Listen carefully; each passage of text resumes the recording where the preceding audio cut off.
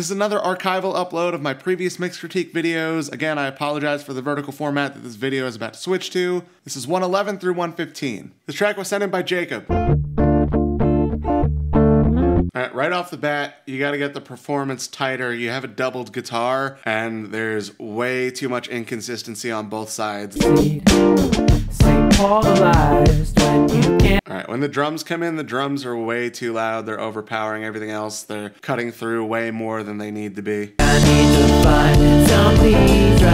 The vocals sound pretty good, but they're being masked by the cymbals. You have the cymbals mixed way too loud. There's a really weird resonance in the overhead track that's very distracting. Alright, Jacob, from a songwriting perspective, I actually really enjoyed that song, but the mix has a lot of problems. The bass is almost inaudible. The guitar is missing a lot of top-end clarity. Like, I would say that the guitar needs to be reamped. And there's that weird resonance going on in the cymbals, so you gotta figure out what's going on there. And more than anything, you just gotta spend more time balancing the faders. Same with the last two critiques. You guys are not spending enough time getting things right at the faders. Your goal when mixing should be to use as few plugins as you possibly can. And the way you do that is by making sure, first of all, the source tones are great, but even if the source tones are a little below par, like, the main thing is gonna be getting the balance of all those tracks right. You need to make everything sit right against each other level-wise. This track was sent in by JLM.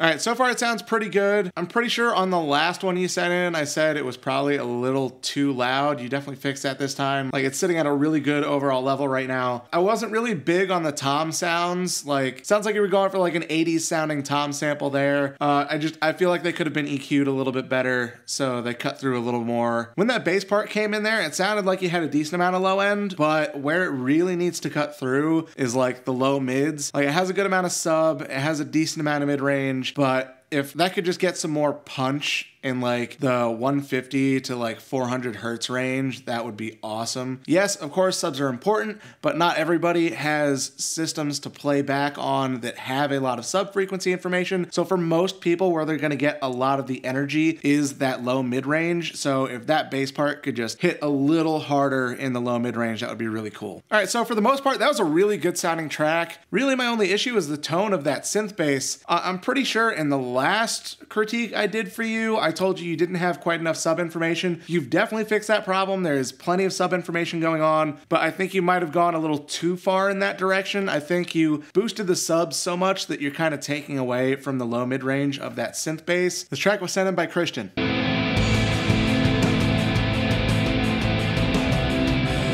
Alright, right off the bat, I can tell you the guitars are way too loud compared to everything else. Drums need to come up a lot, like they're barely audible. They're being completely masked by the guitars. It sounds like there might be a bass in there, but it's really hard to tell because, again, the guitars are just so loud in comparison to everything else. The overall volume of the track is actually pretty quiet, but just in terms of the instruments relative to one another, the guitars are way too loud compared to everything else. There's also way too much reverb on anything. It might just be the guitars. It's hard to tell because the guitars are so loud, but it sounds like you have reverb on the drums too, but I'm not entirely sure because, again, the guitars are just so overpowering that it might just be extra reverb from the guitars.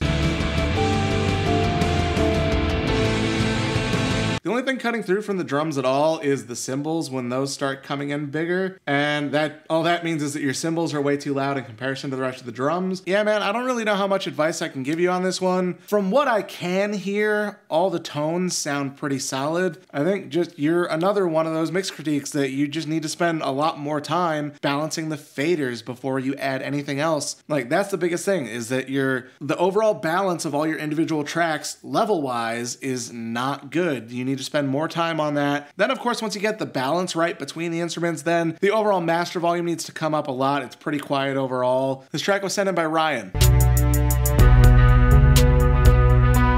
All right, so this sounds pretty cool so far.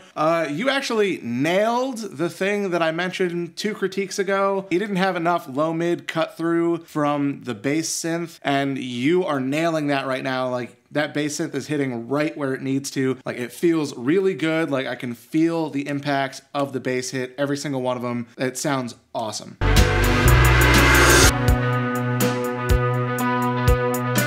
One thing I'm noticing is your drum sounds could use a little bit of work. All your cymbals actually sound fine, but the kick and the snare are not cutting through enough. So that could be a volume thing, but it's probably more of an EQ thing. You need to find a way to get those to cut through the mix more. The other thing is the string pad you have in the background is filling it out nicely, but I feel like overall the track is missing like a lot of high-end information. So I think actually if you took the string pad that you currently have and you instead just bumped that up an octave, I think that would actually take care of that problem really well. Yeah, it sounds like it's a cello sample. If you swap that out for a violin, like basically just bump it up 1, maybe even 2 octaves, I think that would help a lot. And don't necessarily cut the cello out entirely, maybe just layer a violin on top of it, doing the exact same part, but basically just 2 octaves up, just to fill the sound out a little more. Because again, it feels like there's something missing in the high end. This track was sent in by Zeke.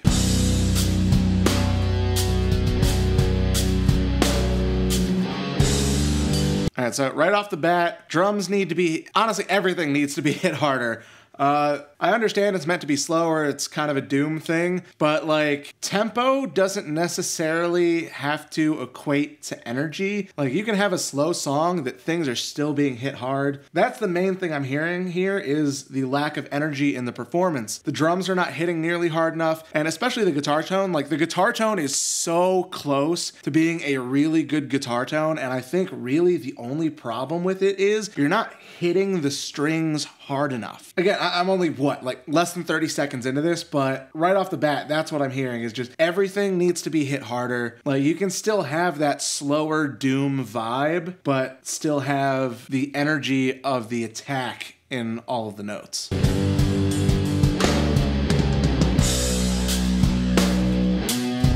So mix-wise, everything sounds a little thin. The drums are a little too far in the background. Those could definitely come up more. It's also a little muddy, but that's kind of standard almost in doom metal.